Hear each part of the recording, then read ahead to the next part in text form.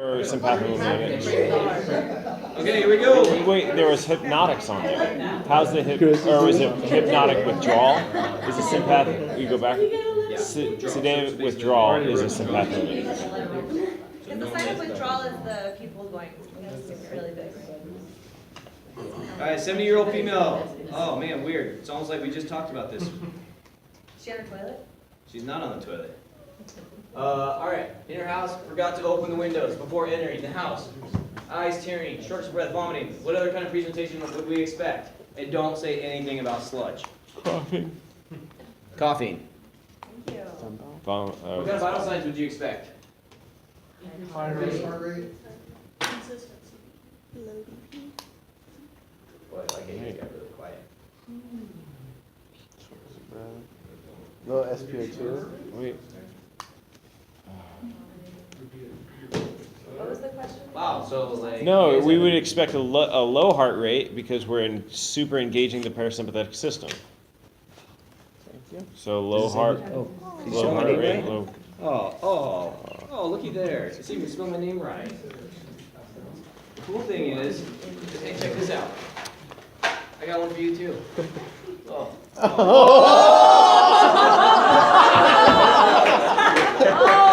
Oh my god, yes. You did it right. That's it, I quit. You got Corey for the rest of the term. That's a lot of sugar. Okay, so 5 minutes left, here we go. So finishing up here with this patient. Pixie stick overdose. Pixie stick overdose, yes. So, Mark, repeat again, once again, what you said about this patient, with what you expect the heart rate to be. Engaging in the parasympathetic system, so low heart rate, low blood pressure. So what happens if we give atropine to somebody that somebody said was tachycardic, We're not going to give atropine to somebody that's tachycardic. right? But are we suspecting this person is a organophosphate type of a reaction? Yes, Okay, possibly. possibly, right? So we got our pesticide, right? So if you think back about organophosphate poisonings, right, and our treatment for organophosphate poisonings, to argue against your thought process of, hey, this person's gonna be tachycardic, think of what's my treatment for organophosphate poisons? It's atropine, right?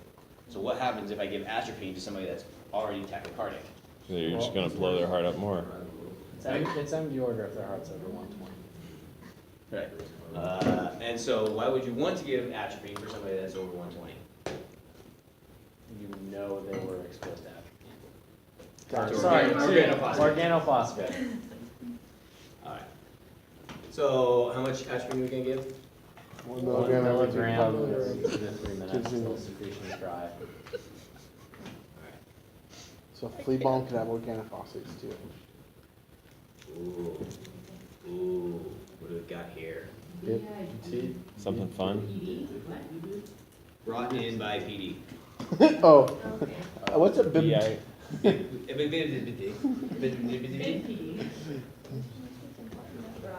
Distended abdomen. Hallucinations and cotton mouth. Salvia. That's hallucinations. Hallucinations, shrooms. Oh, I like that. See, like I can read people's eyes. They're like, oh yeah, please don't involve. Or the people, oh, please don't. Are we doing like what questions are we assessing right now, or are we just, yeah? What's his respirations and end title and stuff like that? Oh, it's whatever's right there. Fantastic. Yeah, apparently all your machines quit working. So now you just got to make judgment based on that. If we have the organophosphate poisoning, we do have our elevated vital blood pressure, pulse of 1 in the hours. We do, I'm just looking at protopans. 2 pan. Yeah, so we have to do that. What we have to do is. Pixie stick. Stop it. Pixie stick. Pixie stick.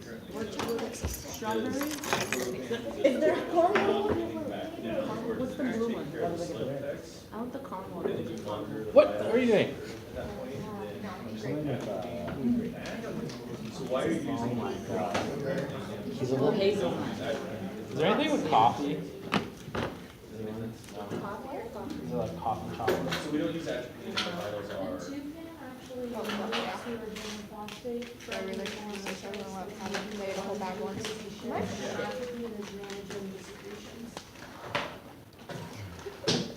So you're using the 2-cam to counteract the Yeah, poison. so you're Poison thinking, itself. when you're thinking about in Peppermint. terms of allergies, you get epi to reserve to manage the anaphylactic Definitely symptoms, outside but you the guys' other challenge. person will just need an What challenge? Remember that thing you guys all signed that pat? I never. Never signed it. See? That's why I never Signed signed it. it either, because I knew that A, I'm gonna eat more red meat, and B, I'm gonna eat sugar. At the You same guys are all time. violating it. It's like, I understand you guys have no willpower. Even the rock. has- I'm not eating any of it. There you go. You wanna hand me that one? Keep it focused. Did Alright. stuff something in his mouth? I'd like to point out I didn't eat any of it. Thanks for my sugar. Good job. Yeah. Good job. Please stay tough.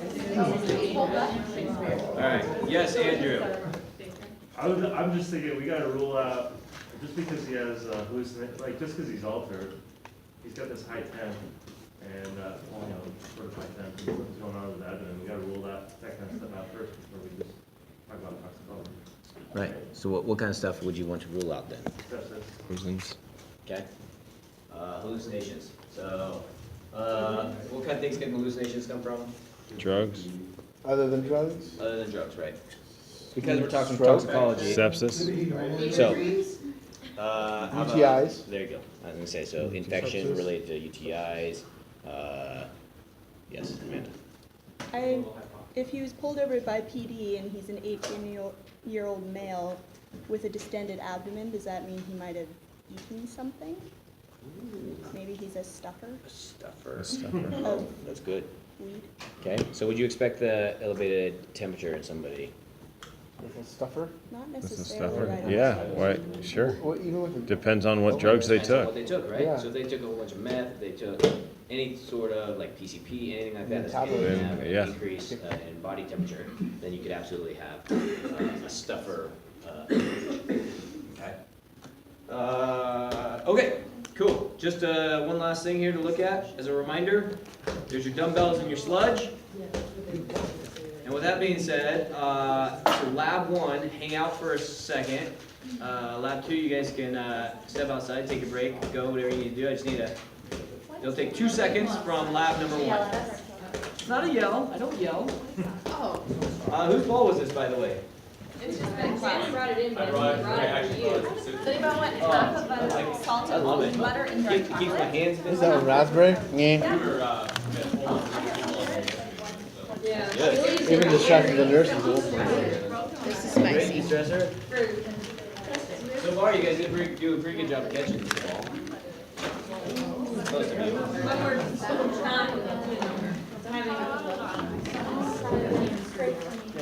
Just do it, man. It's Valentine's Day. Oh, yeah. What's over there? Oh, yeah. Is it worth it? peppermint like. salted almond butter and dark chocolate. It's hella good. Not as good as the little candies that. Almost as good as the Yeah. Reese's sticks. I mean, none of those, are those anything related, are those, these candies say anything about Valentine's Day on them? No. But he Dark does chocolate, pass out that's the car. So, but I mean, like, We you got can buy stickers, chocolate Kris. anywhere, but can you, I mean, you can't buy that year-round. You got to us first. Thank you. Yeah. Just remember that. Not only did you get to us first, but you got to us even after Corey had us for 30 minutes. Right. You thought ahead. You thought ahead. I would take a bet before you saw It's not that. my You fault went I didn't out. know the story. Attention. Get all that Corey stuff. totally I came prepared. I was thinking about you guys. Chris, you realize I'd put money Corey in it. saw that happen and he went to the store. No, I know that's exactly what happened. That's why it took him so long to come back, because he's just like, okay, I gotta one up this, I gotta one up that, I gotta one up this, I gotta, right? I mean, I've had him bought for like a week now, because I was well prepared. Yeah, second lab needs to leave. And Josh, cheater. Bye, man. Peppermint? No thanks. This one's really salted almond butter. And You're dark gonna chocolate. come right back. yeah, just for 2 seconds. Yeah, just for Yeah, like a it's minute. just like, if you just give us 5 minutes, Okay. if you hear me yelling, don't worry about it. Don't worry about it, you'll Close see. the door. Please come in and defend us. You'll figure it out We later. might You need got help. against. There'll be no physical altercations in here. Oh, okay. You can come back in and do CPR on whoever is Whoever dies. viable. Or you could take their place in the class because they decided to drop out. It'll be a trauma code, so. We won't work it. 1, 2, 3, 4, 5, 6, 7, 8, 9, 10, 11, 12. All right, cool. So, couple things. Signs and symptoms, right there, what? Exhaustion. Drug overdose. Sadness. On Valentine's Day. Hey, you know, Single. I gave you something just in case you weren't gonna get something, okay? Sheesh. I mean, being original, and then you have people that just try and copy things. It's gotta be your own Valentine. Right, all right, so a couple things, with the, Tuesday lab. So your guys' 12 lead ability, to hook up your 12 lead stuff was to say it nicely, a disaster. Like, your 12 lead placement and stuff, like, it was all over the place. Are you guys doing that in the ER? Not 12 leads. They only do I've done a few changes, but. So. I'm watching them. So we all talked about it. But they don't know how to do it in the ER either. Yeah, they do. They have EKG techs. Doesn't matter, listen to him. So you got your guys' placement of your leads was really, really poor. Like, you guys are putting stuff mid-sternal, you had stuff going across. Like, I was actually trying to take some selfies a couple different times of some of the lead placement because of how incorrect you guys are doing on your placements. And so you guys really, in your labs and stuff, in your open labs, you, go back, look at your protocol, it tells you exactly where to place them, find your landmarks, right, and then start applying, okay? You guys remember how the order of which we apply them in, right? So you got your ones. 1, 2. So the limb leads were fine. You guys all did fine with the limb leads. Nobody flipped those backwards, which is a common thing that happens. 4. Right? But then you have your actual precordial leads, right? So you've got your 1, 2, 4, 6, right? 1, 2, 4, 6. Put them on in that order, and then you fill in with your 3 and your 5. The other thing, as you guys go to apply them, some of you were doing it the soft, cushy way, the squishy way. You know what the soft, squishy way is? I asked to shave Doug and he said no. Well, yeah. I don't You're talking about putting the lead on and then sticking it Yes, on. you guys would stick put the sticker on, Right. and then come in with the wire, trying to push it, and it's like the soft, squishy way. Like, for Right. a lot of people, that's not going to be successful. You were asking us to do that with a time and what's going fastest with, and you handed us a cord that's in a big, never mind. I won't make excuses. I think I did Never, mine. never mind. well. Yes, I will. So I will give you got guys. no more Yeah, excuses. no matter what, it's I was gonna say that. So the people that actually took the time to hook it up and then make the connection got it so much quicker than the people that put the leads on individually, because then you could grab it, look at it, boom, this is V3, this is V4, okay, boom, this goes here, boom, oh, yep, this one goes here. And so just getting those placements is really, really important, right? Because like some of the 12 leads I had, like obviously V6 wasn't working for me, but all the other ones, like they're unreadable. When you have improperly placed stuff, it doesn't do you any good. Okay, so just really focus when we're doing tasks, even when you're added pressure of time and stuff.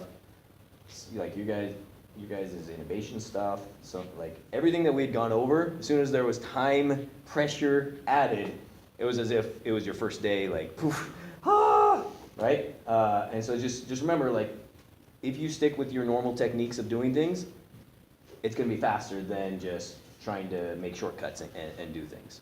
Okay? You guys really struggled with pediatric innovation for multiple reasons. One of the things I would really work on with you guys is making sure that those kits have all the right stuff. Right? So all your laryngoscopes, you grab the kit, pull the laryngoscope, handle and blades. Make sure the handles and blades go together. Like, I don't know how many of them had a fiber optic handle and no fiber optic blades in them. So you guys are trying to innovate with your phones. It's just like, I mean, it's creative, right? And yeah, people had phones in their mouth trying to, I don't even remember who that was. Oh, was that you?